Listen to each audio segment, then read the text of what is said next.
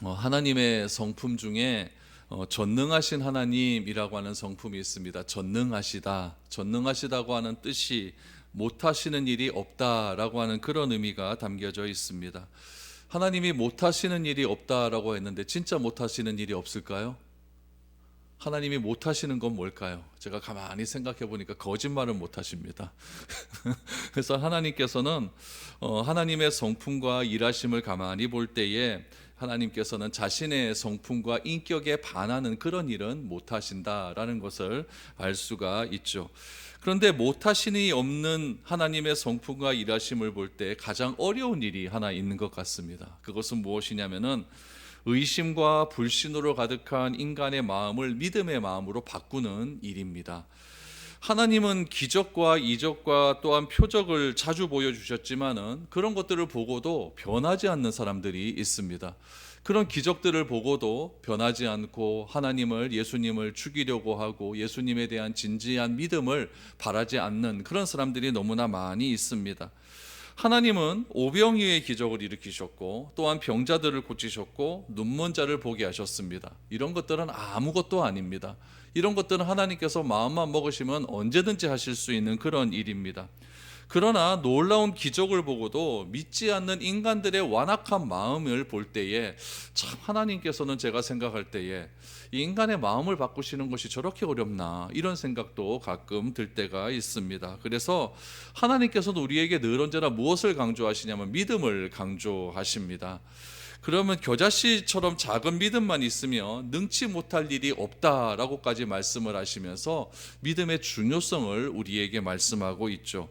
그러면 하나님께서 왜 우리에게 믿음을 그렇게 요구하실까요? 하나님께서 전능하시다고 한다면은 우리들에게 믿음을 100%의 믿음을 다 주시면 그만일 것 같은데 하나님께서는 그렇게 하지 않거든요. 우리에게 믿음을 주시지 않고 우리에게 오히려 믿음의 결단을 요구할 때가 참 많이 있습니다. 오늘 본문의 말씀을 통해서 그 이유를 좀 알았으면 좋겠습니다. 그리고 그 믿음을 우리가 소유했었을 때 하나님께서 우리에게 믿음을 주셨지만은 오히려 우리를 칭찬하시는 그런 장면을 보게 될 터인데 그러시는 이유는 또 무엇인지 오늘 본문 말씀을 통해서 한번 생각해 보았으면 좋겠습니다. 올해도 우리가 우리를 온전케 하시는 하나님이라고 하는 그런 표현을 가지고 나아갈 터인데 우리를 온전케 하신다라고 하는 것은 완전하게 하시고 회복하게 하신다라고 하는 의미가 있거든요. 그러면 우리의 믿음을 온전하게 하시고 회복하게 하시는 그 하나님을 우리가 어떻게 생각하고 받아들여야 되는가 오늘 본문을 통해서 한번 생각해 보았으면 좋겠습니다. 믿음의 중요성이 무엇인지를 오늘 한번 살펴보기를 바랍니다. 40절에서 42절 어떤 일이 있었을까요? 예수께서 돌아오심에 무리가 환영하니 이는 다 기다렸음이로라. 이에 회당장인 야이로라 하는 사람이 와서 예수의 발 아래 엎드려 자기 집에 오시기를 간구하니 이는 자기에게 12살 된 외딸이 있어 죽어감이로라. 예수께서 가실 때에 무리가 밀려들더라 라고 말합니다.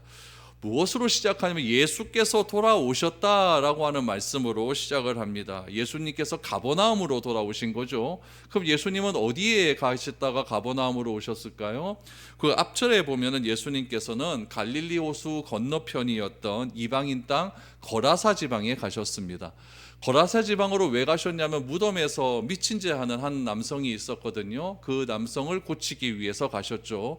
그 남성에는 귀신이 있었는데 귀신이 한 2,000마리나 되는 그런 군대 귀신이 있었다라고 성경은 기록합니다. 그래서 그 군대 귀신을 어떻게 했죠? 돼지떼기로 다 쫓아버렸더니 사람들의 반응이 나와요. 어떤 반응을 보였냐면 예수님이 부담스러워지기 시작을 하는 것이죠. 저 귀신 들린 사람 저 한 명 고치자고 2,000마리나 되는 그런 수많은 자기의 재산이 없어져 버리니까 예수님이 부담스러워 가기 시작하면서 예수님이 떠나기를 원하셨습니다. 떠나시기를 원한다는 그런 사람들의 마음을 아시는 예수님께서는 거기서 배를 타시고 어디로 오셨냐? 가버나움으로 오시게 되었다라고 말씀을 하고 있습니다. 가버나움에 오니까 여러분 40절에 보니까 어떤 상황이 전개됩니까? 무리들이 예수님을 환영하고 기다렸다라고 말씀을 하고 있는 것이죠. 여러분 한쪽에서는 예수님이 부담스러워요. 한쪽에서는 예수님이 부담스러워서 떠나시기를 원하지만은 다른 한쪽에 있는 사람들은 예수님을 환영하고 기다리는 사람이 있었다라는 것이죠. 여러분, 예수님은 다 어디를 가는지 환영받는 것 같은데 예수님을 배척하는 사람들이 있었고, 예수님을 부담스러워하는 사람들도 있었고, 예수님을 원하지 않는 사람들도 있었다라고 하는 점이죠. 그에 반해서 예수님을 환영하는 사람도 있었다라는 이야기죠. 여러분, 하물며 저겠습니까? 하물며 여러분이겠습니까? 여러분들도, 저도 그렇고 여러분도 그렇고 좋아하는 사람이 있고 부담스러워하는 사람이 있습니다. 제가 청년부 담당할 때 참 못난 짓을 많이 했는데, 그것이 무엇이었냐면은 청년부 애들이 있으면 걔들이 다 날 좋아해 주기를 바랬어요. 100% 다 나 좋아해야 된다. 이것 때문에 많이 싸웠습니다. 그래서 조금 눈빛이 좀 이상하다 그러면 걔 부르는 거예요. 니 왜 나한테 그런 눈빛 보내? 그래갖고 막 설득을 막 하는 거죠. 너 그러면 안 돼 하면서 막 설득을 해요. 그럼 설득하면 걔가 나 좋아합니까? 더 싫어합니다. 그러다가 한참 지나다 알았어요. 아, 나를 싫어하는 사람도 있구나, 나를 부담스러워하는 사람들도 있구나 라는 것을 한참 지난 다음에 알았습니다. 여러분들도 마찬가지죠. 여러분, 나를 왜 저렇게 째려보지? 저 사람은 왜 나를 저렇게 싫어하지? 이런 거 갖고 갈등할 필요가 없습니다. 왜 저 사람은 나에게 저런 말투로 대답하지? 이렇게 생각할 필요가 없다는 이야기죠. 여러분, 예수님도 인정하지 않은 사람이 있고, 예수님을 향하여 죽어라 라고 말하는 사람도 있었고, 예수님을 향하여 침뱉는 사람도 있었는데, 내가 뭐라고 여러분 모든 사람이 날 다 좋아하고 웃어주고 친절하게 대해주고 그래야 될 필요가 뭐가 있겠습니까? 여러분, 이런 것들 너무 신경 쓰다 보면 교회 오는 것이 부담스러워지고, 이런 것들 너무 신경 쓰다 보면은 여러분 내 신앙이 되지 않습니다. 이런 것들은 그냥 다 주님께 맡겨버리고, 나는 누구를 바라봐야 됩니까? 주님을 바라봐야 된다라는 이야기죠.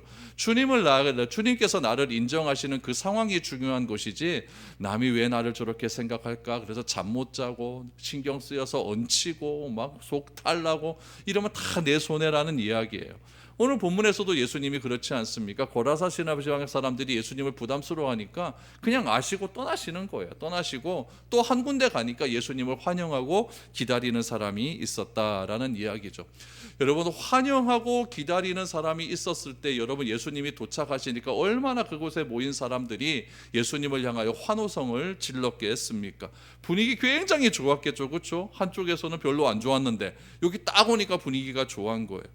가버나움에 딱 도착했더니 한 사람이 등장을 합니다. 누구였냐면 회당장 야이로라고 하는 사람이 등장을 해서 예수님 발 아래에 엎드립니다. 여러분, 이것을 너무 당연하다고 생각하시면 안 됩니다.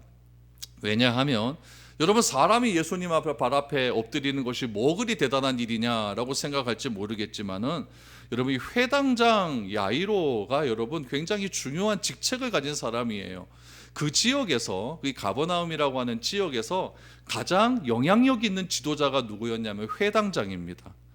회당장이 여러분 사람 앞에서 무릎을 꿇는다. 이것은 여러분 굉장히 드문 일이라는 이야기죠. 회당을 경영하고 회당을 운영하고 안식일마다 예배를 주관하고, 예배를 주관할 때 어떤 랍비를 세워야 되는가 그것을 결정하고 두루마리 성경을 다 관리하는 사람이 회당장입니다. 회당에서 운영하는 율법학교가 있거든요. 그 율법학교의 교장이 회당장이었고, 또 회당으로 또 많은 구제품이 오거든요. 그 구제품을 모으고 구제품을 나누어 주는 사람도 회당장이었다는 이야기죠. 그만큼 회당장은요, 지역에서 굉장히 존경받고 인정받고 권위가 있는 사람인데, 이 사람이 누구에게 무릎을 꿇습니까? 한 지역에서 이제 막 뜨는 그런 전도자 발 앞에 무릎을 꿇었다. 여러분, 이것은요 조금 생각해야 될 부분이다라는 이야기죠. 요즘으로 말하면 대형 교단 총회장이요 한 지역의 그런 전도자에게 무릎을 꿇은 것과 똑같다는 이야기죠. 야이로가 이렇게 한 이유는 도대체 무엇이냐? 성경은 분명하게 이야기하고 있죠. 자기의 딸이 불치병에 걸렸기 때문이다 라고 이야기를 하고 있습니다. 그래서 예수님이 아니고는 자기의 딸의 병을 고치지 못한다는 이유로 엎드릴 수밖에 없었다는 이야기죠. 여러분, 인간은요 간절해야 주님께 나옵니다. 인간이라고 하는 존재는요 간절해야 무릎을 꿇고, 인간이라고 하는 존재는 간절해야 내 자존심과 체면을 다 버려버립니다. 여러분, 자존심과 체면이 많으면요 신앙생활이 잘 되지가 않습니다. 어떤 사람은 내 자존심과 체면을 세우려고 신앙생활을 하시는 분들도 있습니다. 그러나 자존심과 체면이 무너지고 찢어져야 우리의 신앙은 올바른 길로 갈 수가 있는 것입니다. 그래야 믿음이 생기는 것이죠. 나의 삶 속에 자존심이 다 무너지고 체면이 다 무너지는 그런 경험은 여러분 과연 언제쯤 있었습니까? 특히 회당장과 같은 공직자는요, 이 자존심이 얼마나 중요합니까? 체면이 얼마나 중요합니까? 그런데 누구의 문제가 생기니까? 자식의 문제가 생기니까 자존심이고 체면이고 다 필요가 없는 것이죠.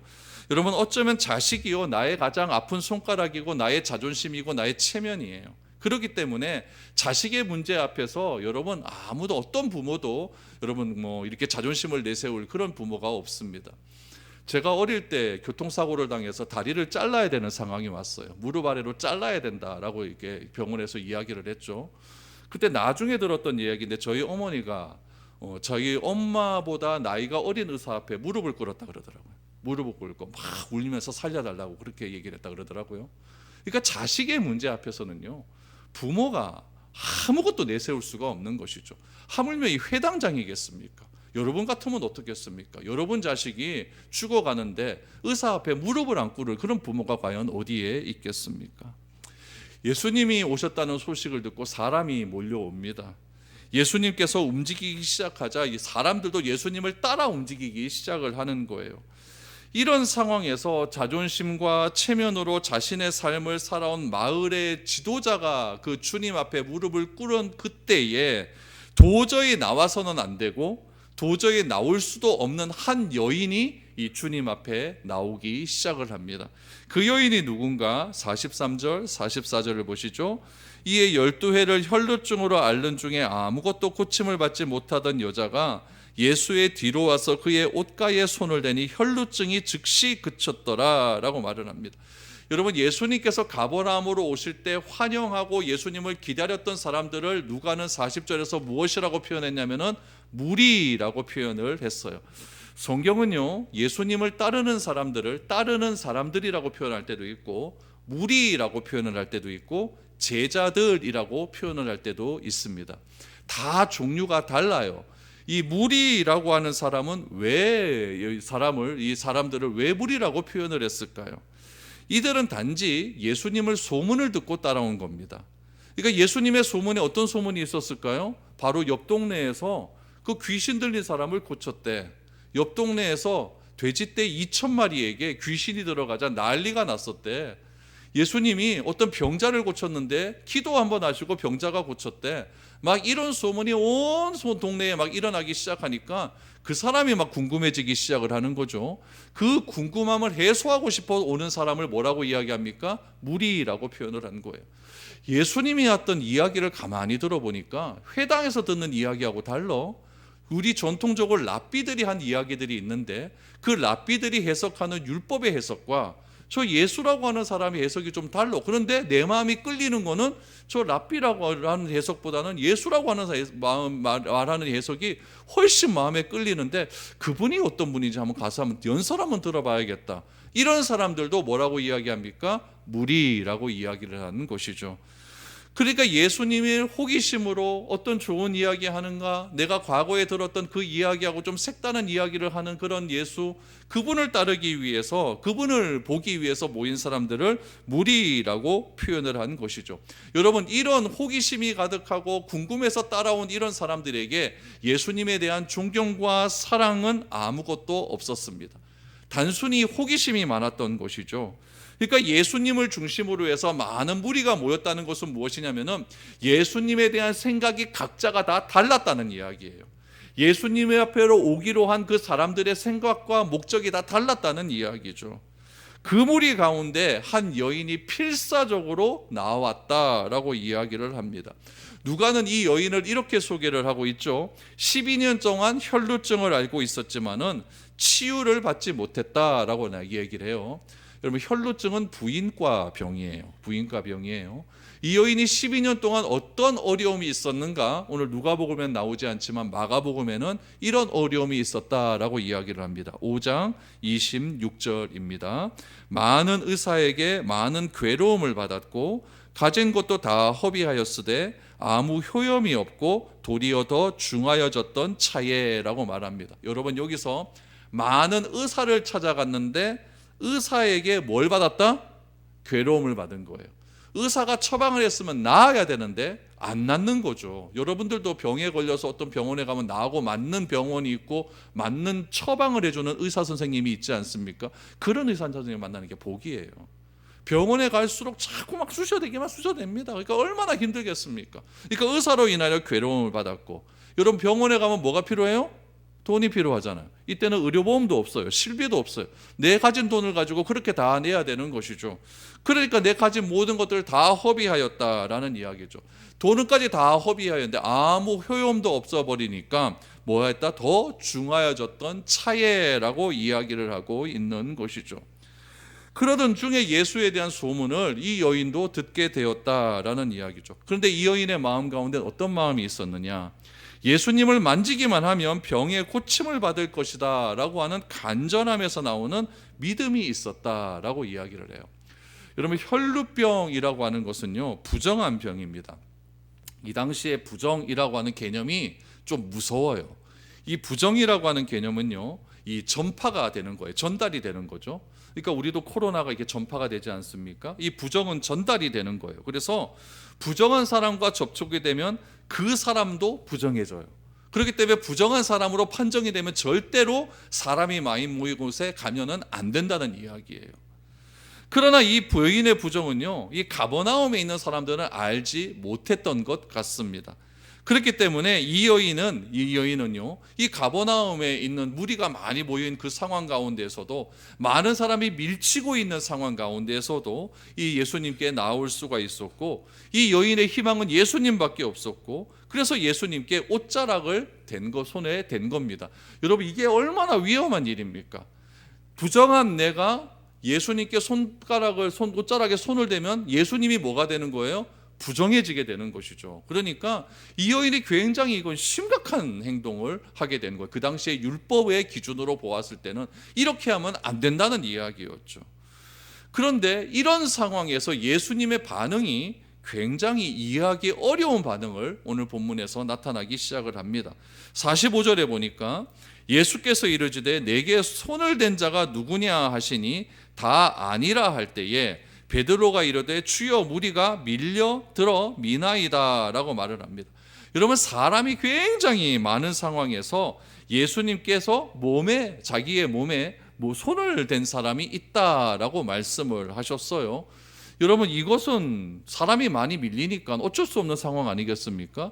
그때 베드로가 이야기를 하죠. 여러분, 주여 무리가 많기 때문에, 밀려들기 때문에 예수님 몸에 손대는 건 당연한 일입니다 라고 이야기를 해요. 그때 예수님께서 이상한 이야기를 하시죠. 46절에 보니까 예수께서 이르시되 내게 손을 댄 자가 있도다 이는 내게서 능력이 나간 줄 알미로다 하신대 라고 말을 합니다. 여러분, 필사적으로 달려가서 예수님의 옷자락에 손을 댔는데 그 행동을 예수님은 아신다라고 말씀하시고, 또 무엇을 하나 하셨냐면은 그 행위를 통해서 나에게 능력이 나간 것 또한 아신다라고 말씀을 하고 있어요. 이 말씀이 무슨 말씀일까요? 이 말씀은 예수님의 능력은 예수님의 몸을 만진 사람에게 전이가 된다라는 이야기예요. 여러분, 전이라고 하는 이야기가 전파된다, 전달된다라는 뜻이잖아요. 암이 있으면 내가 가슴에 심장에 암이 있는데 그것이 뇌로 들어가면 그거 전이 된다라고 말하지 않습니까? 그러니까 예수님의 능력은요, 예수님의 몸을 손을 댄 사람에게 의해서 전이가 된다, 옮겨간다라고 하는 그런 뜻으로 우리가 받아들일 수가 있는 거죠. 그러니까 예수님의 능력은 전달된다, 안 된다? 전달이 된다라는 이야기예요. 그럼 예수님의 능력이 전달되는 방법은 무엇일까요? 오늘 예수님께서는 그 방법을 무엇이라고 이야기하냐면은 믿음이다라고 말씀을 하고 있는 겁니다. 믿음이 가진 자에게는요, 예수님의 능력이 전이가 돼요. 그러므로 믿음은요, 능력을 옮길 수 있는 통로다라고 말을 할 수가 있는 거예요. 누구의 능력? 예수님의 능력이 나에게 옮겨올 수 있는 통로가 뭐다? 믿음이다라고 말을 할 수가 있는 겁니다.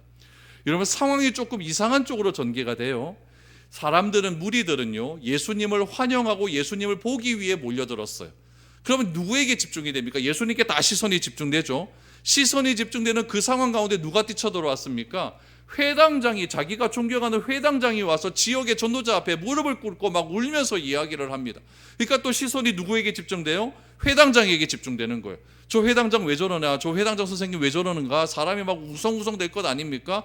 그것을 무시하고 예수님께서 딴 곳으로 이동하는 과정 가운데 누가 또 등장을 합니까? 한 여인이 등장을 해버려서 예수님의 옷자락에 손을 댔다. 그것을 가지고 내 능력이 나갔다라고 예수님께서 말씀을 하고 있는 것이죠. 그러니까 여러분, 이 여인은 그냥 예수님의 옷자락만 만지고 싶었던 거죠. 나중에 보니까 옷자락만 만져도 내 병은 낫는다라고 하는 믿음이 있었다고 하는데, 그냥 이 여인은 숨기고 싶었을 거예요.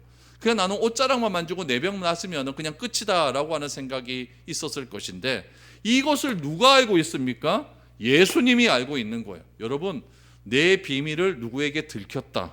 그럼 여러분 감정이 어떨 것 같아요? 뭐 창피하죠. 창피하고 뭐 두렵고, 나만 알고 있는 숨기고 싶은 비밀인데 그걸 누가 알았다. 그럼 막 그거 들킬까봐 두렵고 떨릴 수 있는 그런 상황 아니겠습니까? 이 여인은 똑같은 거예요. 이 여인의 반응을 한번 보십시오. 47절에 보니까 여자가 스스로 숨기지 못할 줄 알고 떨며 나와 엎드려 그 손댄 이유와 곧 나은 것을 모든 사람 앞에서 말하니 예수께서 이르시되 딸아, 내 믿음이 너를 구원하였으니 평안히 가라 하시더라 라고 말을 합니다. 여러분, 여자가 스스로 숨기지 못할 줄을 알았다고 했어요. 어떻게 알았을까요? 예수님께서 말을 해버리니까요. 누가 내 몸에 손을 대었다. 그러니까 나는 몰래 만진 것 같은데 많은 사람이 밀려오는 과정 가운데 다수 중에 한 명이 만졌겠구나, 이렇게 생각할 줄 알았는데 그거를 예수님께서 아시고 계시는 거예요. 그러니까 떨리기 시작하는 거죠. 왜 떨렸을까요? 자신은 무리 중에 나오면은 돌에 맞아 죽는 형편이었기 때문에 그래요. 그러니까 도저히 자기는 나올 수 없는 상황에 있는 여인이었는데, 부정한 사람이었는데, 내 부정함이 모든 사람에게 밝혀지기 시작을 해버리면 많은 무리들이 다 어떻게 됩니까? 다 부정해져 버려요. 이러면 이거 큰일 날 상황이 발생이 되는 것이거든요. 그래서 스스로 숨기지 못할 줄 알고 떨면서 나와서 엎드려 버리는 것입니다. 그러면서 내가 왜 예수님께 손을 댔는지, 왜 내가 예수님께 나올 수밖에 없는지를 떨면서 모든 사람 앞에서 이야기를 하기 시작을 합니다. 저는 이 여인이 이 모든 사람 앞에서 이야기를 할 때 정말 부끄러웠을 것이라고 생각이 돼요. 이 여인이 지니고 있는 병은요, 부인과 병 아닙니까? 하혈을 하는 병이에요. 요즘도 여러분 하혈한다라고 하면 얼마나 사람들 앞에서 부끄럽겠습니까, 여인이요. 그런데 그거를 남자들이 있는 그런 권위적인 사회에서 그것을 이야기한다. 그것을 나는 12년 동안 그렇게 앓고 있었다라고 이야기를 하고 있는 거죠. 그거를 이야기하는 것 자체가 굉장히 힘든 일이었고, 자존심 상하는 일이었고, 체면을 상하는 그런 일이었습니다. 그러나 이 여인은요, 예수님께서 나의 모든 것을 아신다라고 하는 그런 생각이 들 때 마지막 자존심을 내려놓고 모든 사람 앞에서 자신이 예수님의 몸을 만진 그 이유에 대해서 하나씩 떨면서 설명하기를 시작하는 거예요. 여기서 중요한 사실이 있습니다. 예수님은 왜 이 여인이 자기의 모든 것을 말할 때에, 그 수치스러움을 말할 때에 그것을 막지 않으셨을까요? 이유가 있을 것 아니겠습니까? 어떤 여인이 자신의 수치스러운 과거를 막 이야기하면은 됐다, 내가 네 마음 안다, 그만하면 됐다, 우리가 그 마음 다 안다, 이렇게 말하는 것이 정상적인 것 아니겠습니까?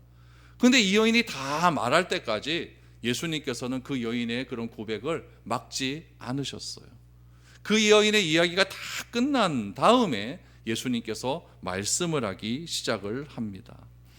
여러분, 왜 그럴까요? 예수님께서 뭐라고 말씀하셨습니까? 48절에 보니까 딸아, 내 믿음이 너를 구원하였으니 평안히 가라 하시니라 라고 말씀을 하고 있습니다. 결국에는 이 여인의 무엇을 보여주기 위해서?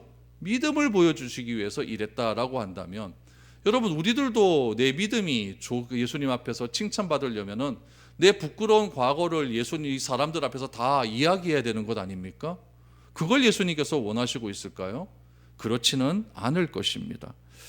이번 전승에 의하면요, 이 여인은 어디서 온 여인이라고 전해지고 있냐면은 가이사라 빌립보라고 하는 지방에서 온 것으로 전해집니다. 베드로가 신앙 고백했던 장소 있죠. 이 가버나움에서 가이사라 빌립보까지는요, 북쪽으로 한 42km 정도 갑니다. 그러니까 저희가 차를 타고 한번 가봤거든요. 가도 꽤 시간이 걸려요. 꽤 시간이 걸리는데, 여인의 입장에서 부정한 몸 아닙니까? 부정한 몸에서 그것을 걸어서 왔다. 또 사람들이 보이면은 숨어야 될 것 아니겠습니까? 숨으면서 막 그렇게 위험을 무릅쓰고 걸으면서 온 거예요. 그러니까 여러분, 유대인들의 전통적으로 이 혈류병의 원인을요, 죄에서 찾거든요.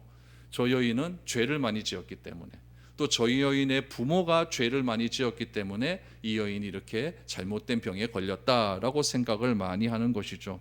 그러니까 당연히 이 죄인이라고 하는 죄, 이 죄 때문에 걸린 병, 이 병이 걸린 이 여인을요, 굉장히 부정한 사람으로 여길 수밖에 없는 사회적인 분위기가 있는 거예요.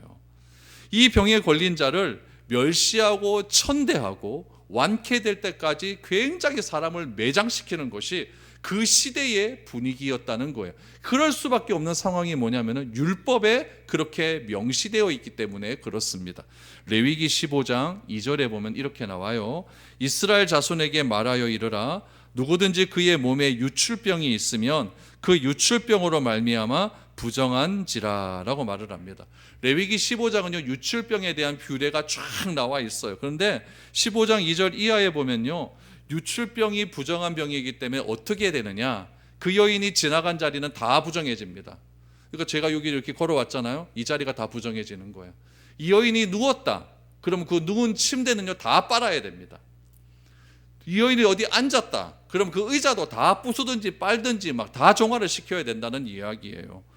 그러니까 이 여인은요, 누구에게도 같이 있을 수 없는 그런 상황에 있었다는 이야기죠. 이 구약은요, 거룩이 중요하거든요. 요즘도 중요하겠지만 거룩이 굉장히 중요해요. 이 거룩을 내가 지키기 위해서는 어떻게 해야 되느냐? 단절이 중요한 거예요. 뭐와의 단절이 중요할까요? 부정한 자와의 단절이 중요한 거예요. 죄 있는 사람과 내가 가까이 하지 않음을 통해서 내가 거룩해진다라고 생각을 했어요. 이것을 히브리어로 코데시라고 이야기합니다. 코데시, 거룩하다라는 뜻이에요. 또 그 코데시를 주로 행했던 사람들이 누구냐? 바리새파 사람들이에요. 바리새인, 바리새가 구분짓다라는 뜻이거든요. 그러니까 왜 구분을 지어야 되느냐? 나는 너희들보다 거룩하고 너희들보다 낫기 때문에 나는 너희들 부정해서 나는 구분되어야만 내가 거룩해진다라고 하는 생각이 굉장히 많았던 그런 시기예요. 그런데 예수님을 한번 보시기 바랍니다. 이 부정한 여인이 예수님 몸에 손을 대었어요. 그러면 이 당시의 전통으로 봐서는 이 여인이 예수님 몸에 손에 대었으니까 예수님도 부정한 사람이 되어야 돼요.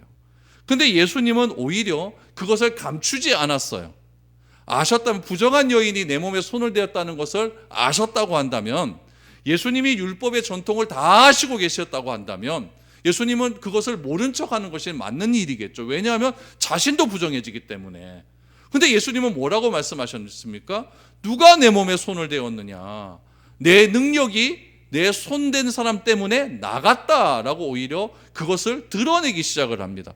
그러니까 예수님은 부정을 어떻게 대하시느냐? 부정을 끌어 안으십니다.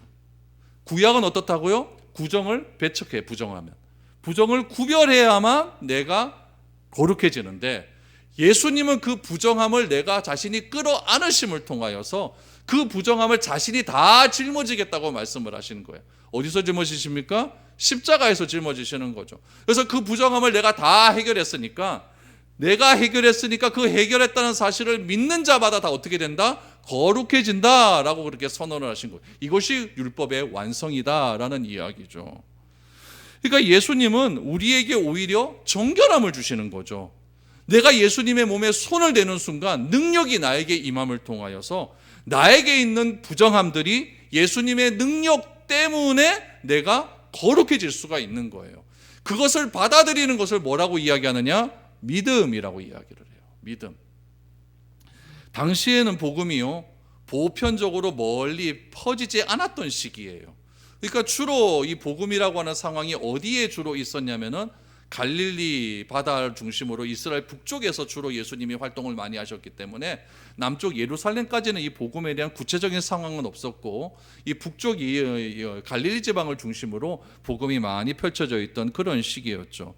그러다 보면 당연히 구약의 율법은요, 이 유대 사회에서는 굉장히 중요한 영향력을 가지고 있었다는 이야기죠.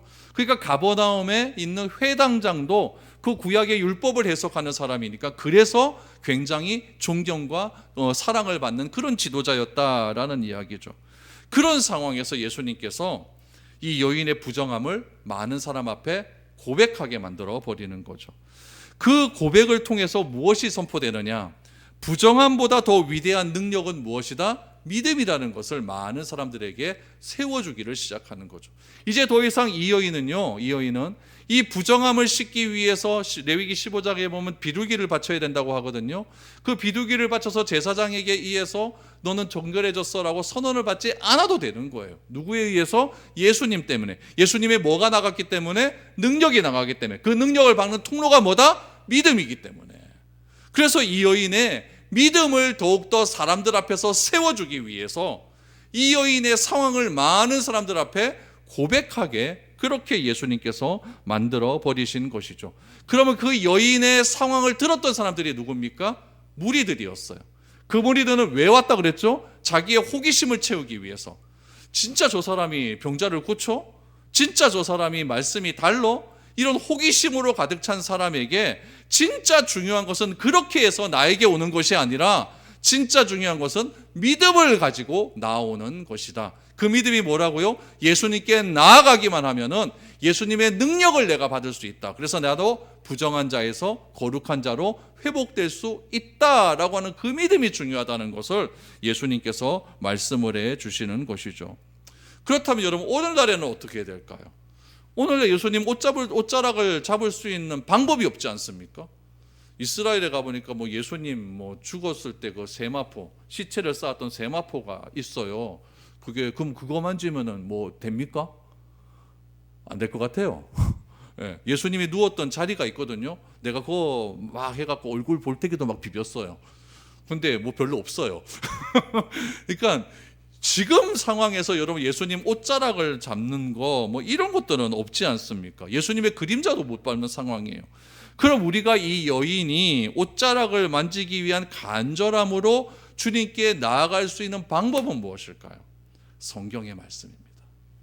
우리가 어떤 마음으로 성경의 말씀을 대하는가가 중요하다라는 이야기죠. 성경의 말씀을 우리가 날마다 읽을 때마다 여인이 예수님의 옷자락을 붙드는 간절한 마음으로 내가 성경의 말씀을 대하는 거죠. 여인이 예수님의 옷자락만 만져도 내 병이 나을 것이다 라고 하는 그런 믿음을 가지고 성경의 말씀을 대하는 겁니다. 오늘 읽은 그 성경의 말씀을 통하여서 하나님이 주신 말씀 때문에 내 삶이 변화될 것이다, 이런 믿음을 가지고 내가 성경을 하루하루 읽는 것이죠. 그냥 단순히 성경을 숙제하듯이 그렇게 읽는 것이 아니라 오늘 내가 이 성경 말씀, 이 말씀을 대할 때 단 한 절의 말씀이 나에게 다가옴을 통하여서 그 말씀을 통해 내가 변화될 수 있다, 그런 믿음을 가지고 내가 나아가는 것입니다. 그럴 때 여러분, 우리가 변화된 삶을 살 수 있는 것 아니겠습니까? 12년 된 병도 예수님의 옷자락만 붙들어도 고침을 받는다는 그 믿음으로 우리는 성경에 기록된 말씀을 믿음으로 받아들이는 것입니다. 그럴 때에 오늘 성경에 나온 것처럼 38년 된 병자도 하루아침에 고침을 받는 거, 12년 된 병자도 하루아침에 고침을 받을 수 있는 것 아니겠습니까? 그러므로 우리에게 중요한 것은 믿음이 중요한 거예요. 어떤 믿음을 가지고 우리는 예배 자리에 나왔는가? 이 어수선한 대한민국의 현실을 바라보면서 우리는 기도를 하는데 어떤 믿음을 가지고 기도를 해야 되는가? 내가 생각하는 어떤 이념을 실현하기 위해서 기도합니까? 그건 아니지 않습니까? 내가 지지하는 세력을 통해서 내가 원하는 세상이 되도록 그렇게 기도하고 있습니까? 그것도 아니지 않습니까?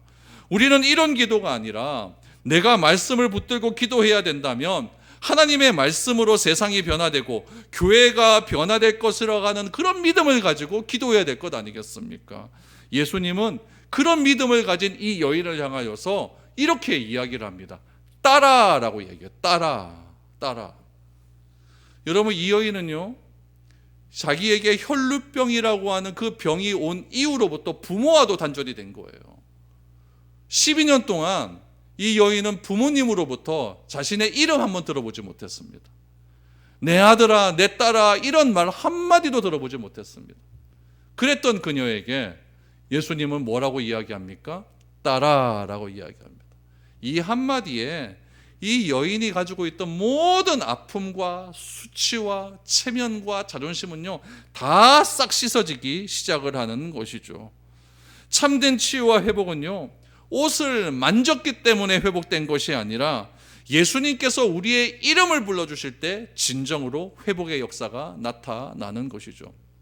잘 생각해 보세요. 내가 고치지 못하는 병이 있었는데 그 병을 내가 간절히 기도해서 나았단 말이죠.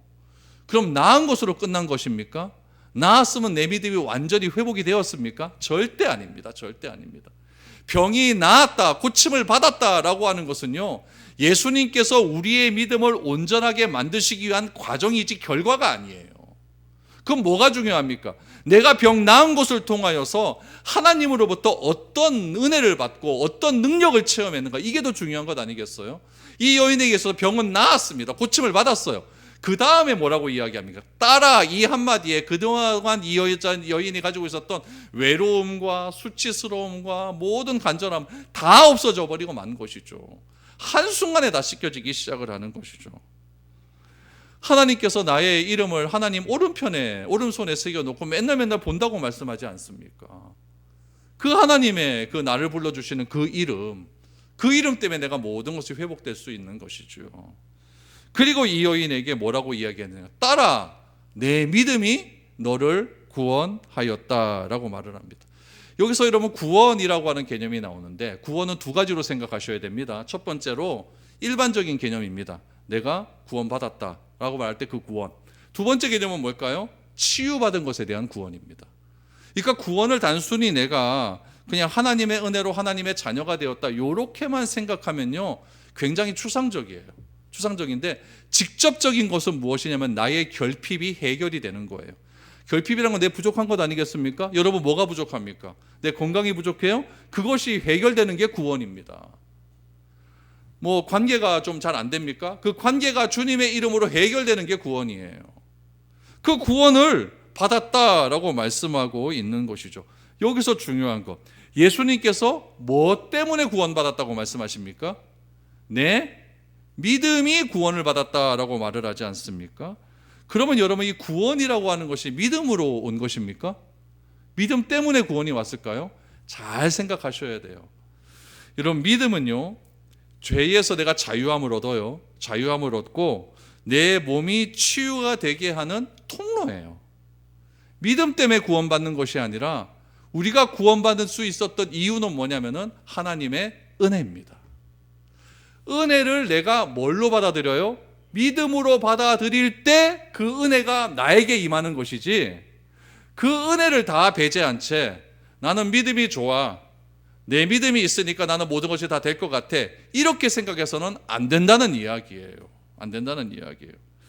여인이 소유한 믿음이 여러분 온전한 것이었을까요? 그 여인의 소유한 믿음은 온전한 것은 아니었습니다. 사람의 믿음이라는 것이요, 완전히 주님 앞에 100% 마음에 드는 그런 믿음은 없습니다. 없어요. 그러나 그 여인이 가지고 있었던 믿음은 무엇이냐? 주님의 능력이 나에게 임할 수 있도록 통로가 되게 하는 그런 능력이었다는 이야기예요. 그래서 여러분, 에베소서 2장 8절에 보면 이렇게 나와요. 너희는 그 은혜에 의하여 믿음으로 말미암아 구원을 받았으니 이것은 너희에게서 난 것이 아니요 하나님의 선물이다 라고 말합니다. 뭐가 강조됩니까? 은혜가 강조되는 거예요. 하나님의 은혜 때문에 믿음을 통해서 구원받았다라는 이야기예요. 구원을 얻는 데 있어서 가장 중요한 것은요, 하나님의 은혜입니다. 하나님의 은혜를 아무 조건 없이 내가 받아들이겠다, 이것이 뭐라고요? 믿음이라는 이야기예요. 그러므로 구원은요, 하나님의 은혜로 받는 거예요. 믿음이라는 것은 무엇이냐? 나를 의롭게 하는 행위를 다 포기해버리는 거죠. 하나님, 내가 하나님께 이런 거 잘했어요, 이런 것도 내가 다 포기하는 거예요. 왜냐하면 은혜로 받는 거기 때문에. 그러니까 나의 공로를 내세우는 것은 믿음이 아니에요. 내가 구원받은 것은 철저하게 하나님의 은혜다. 이것이 강조가 되어야 된다는 사실이에요. 그러기 위해서 내가 뭐 해야 되느냐? 나는 아무것도 아니기 때문에 하나님이 나를 향하여 긍휼하게 하시는 긍휼하심을 기대하는 겁니다. 하나님 나를 불쌍히 여겨주세요. 하나님 나를 불쌍히 여겨주셔서 나 같은 자에게도 은혜를 베풀어 주세요. 그래서 나를 하나님의 자녀로 만들 수 있도록 하나님 나에게 믿음을 더하게 해 주세요 라고 구하는 것이 진짜 구원의 능력이라는 이야기죠. 오늘 본문의 여인도 예수님의 옷자락이라도 만지면 나을 것이라고 하는 믿음으로 회복되었습니다. 그렇죠? 회복되었어요. 근데 주님은 뭐라고 말씀하셨냐면은 내 몸에서 능력이 나갔다라고 말을 하는 거예요. 그럼 여인에게 있어서 고침을 받을 수 있었던 이유는 믿음 때문입니까? 능력 때문입니까? 능력 때문이에요. 능력 때문이에요. 능력 때문인데 예수님은 뭐라고 말씀해 주셨냐면은 내 믿음이 너를 구원했다라고 누구를 칭송해 줍니까? 여인을 칭송해 주는 거예요. 이게 하나님의 위대하심입니다. 우리는요 뭐 하나 하면요 내를 막 드러내고 싶어 해요. 제가 5살 땐가 6살 땐가 우리 아버지한테 자전거를 배웠거든요. 여의도 광장에서 자전거를 배웠죠. 그때 기억 아직까지 납니다. 자전거를 배웠는데 두발 자전거. 그걸 배울 때 많이 넘어졌어요. 가자 상진아 자 빨리 굴려 막 굴려가다가 넘어지고 그러다가 좀 굴러가다가 내가 혼자 막 가게 됐거든요. 그때 뒤에서 우리 아버지가 난리가 났습니다. 벌떡벌떡 뛰고 와 드디어 탔구나. 그리고 자전거 다 타고 나서 집에 와서 우리 엄마한테요 상진이가 이제 자전거 탄대. 와 잘 타더라. 진짜 운동 능력 좋아. 잘하더라 이런 말씀을 해주셨어요. 본인이 잘 가르쳐서 잘 타게 된 건데 내 혼자 왜 탑니까? 본인이 아버지가 잘 가르쳐 주셔서 그렇게 잘 타게 된 건데 누구를 높여줍니까? 저를 높여주는 거예요. 그래서 제가 그대로 우리 아들한테도 그렇게 가르쳐주고 똑같이 얘기했죠. 이야 니들 대단하다. 이게 주님의 마음이에요. 우리 믿음은 별건 아닙니다. 별건 아닌데 내가 하나님의 믿음대로 좀 살고자 노력을 해보는 거예요. 내가 저거 어떻게 믿을 수 있겠나? 그렇지만은 하나님의 능력이 있으니까 내가 긍휼을 받기 위해서 내가 그걸 무조건 받아들여야 돼. 내가 애를 쓰는 거죠. 그 애 쓰는 것을요 하나님은 다 알고 계신다는 이야기죠. 믿음은 무엇입니까? 주님의 능력이 우리에게 임하는 통로예요. 그러면 집에서 우리 물을 사용하려고 하면 뭘 틀어야 돼요? 수도꼭지를 틀어야 돼요. 그 수도관은 어디로 연결되어 있냐면 저기 아파트의 저기 위에 물탱크로 연결되어 있어요. 그럼 그 물탱크는 또 어디에 연결되어 있을까? 저 물의 근원에 연결이 되어 있겠죠. 그 거대한 물탱크에 항상 물은 가득 차 있는 거예요. 그 물을 쓰기 위해서 내가 뭘 틀어야 된다? 수도꼭지를 탁 틀면은 그 무한정의 물이 다 내가 사용할 수 있는 물이 될 수가 있는 거예요. 믿음은 그런 거예요. 하나님은 우리에게 은혜를 주시기 위해서 무한정한 은혜 탱크를 다 보유하고 계세요. 그거를 하나님께서는 관을 통해서 다 이어지고 있는데 그 관이 뭘까요? 믿음이에요. 그것을 내가 수도꼭지를 틀 때 물이 나오듯이 하나님의 은혜의 탱크를 내가 마음껏 활용하기 위해서는 믿음이라고 하는 그 믿음을 가지고 내가 하나님께 나아가기만 하면 내 체면과 자존심을 다 내어버려 나아가기만 하면 하나님께서 나에게 반드시 은혜를 베풀어 주신다. 그런 믿음을 가지고 내가 하나님께 나아가 보는 거예요. 그럼 하나님은 뭐라고 말씀하시느냐? 와, 네 믿음이 진짜 크다. 네 믿음이 진짜 크다. 이스라엘 중에서 이만한 믿음을 본 적이 없다라고 그렇게 평가해 주시는 거예요. 이 벽에도 그 스위치가 있지 않습니까? 불이 들어오게 하려면 뭘 눌러야 돼요? 스위치를 온으로 탁 눌러요. 그럼 불이 딱 들어옵니다. 믿음은 스위치예요. 그래서 내가 얼마만큼 그 스위치를 믿음으로 눌리느냐. 여러분 집에 여러분 스위치 누를 때 내가 요거를 누르면은 불이 들어올까 안 들어올까 이렇게 생각하면서 누르는 사람이 있습니까? 없어요. 왜요? 의심하지 않으니까요. 우리의 믿음도 그런 것과 같다라는 이야기죠. 하나님은 그 능력을, 그 은혜를 우리에게 주시기 위해서 오늘도 열심히 일하시고 계십니다. 그것을 내가 무엇으로 받아들인다? 믿음으로 받아들이면 됩니다. 어떻게 받아들일까요? 하나님은 오늘도 나를 위해서 일하시고 있다. 하나님은 오늘도 우리의 회복을 위해서 나의 결핍된 부분을 채워주시기 위해서 지금 이 순간에도 열심히 일하고 계신다. 이 교회에 궁핍된 결핍된 상황들을 채워주시기 위해서 하나님은 지금도 일하고 계신다. 그럼 내가 해야 될 건 무엇이냐? 그것을 내가 믿음으로 받아들이는 거예요. 우리 교회는 안 돼, 안 돼, 뭐가 돼, 안 돼. 이런 건 다 의심 아니겠습니까? 하나님께서 반드시 채워주신다라고 하는 믿음을 받아들이는 거죠. 그러면 하나님은 뭐라고 말씀하시느냐? 하나님 본인이 다 하셔놓고 아니야, 내 믿음 때문에 채워지게 된 거야. 그렇게 말씀해 주신다라는 이야기죠. 저는 여러분들이 또 제가 자존심과 체면을 다 내려놓고 하나님을 향해 믿음으로 나아갈 수 있기를 축복합니다. 믿음으로 기도할 수 있기를 바랍니다. 내 생각에 한계를 두시지 마시고 주님은 불가능이 없다는 사실을 믿고 내가 구할 것을 간절히 구할 수 있는 그런 저와 여러분들이 되어야 될 것입니다. 그럴 때에 하나님께서 우리에게 놀라운 은혜로 채워주실 줄 믿습니다. 그런 믿음이 우리 가운데 날마다 커져갈 수 있는 저와 여러분들의 삶이 될 수 있기를 축복드립니다. 기도드리겠습니다.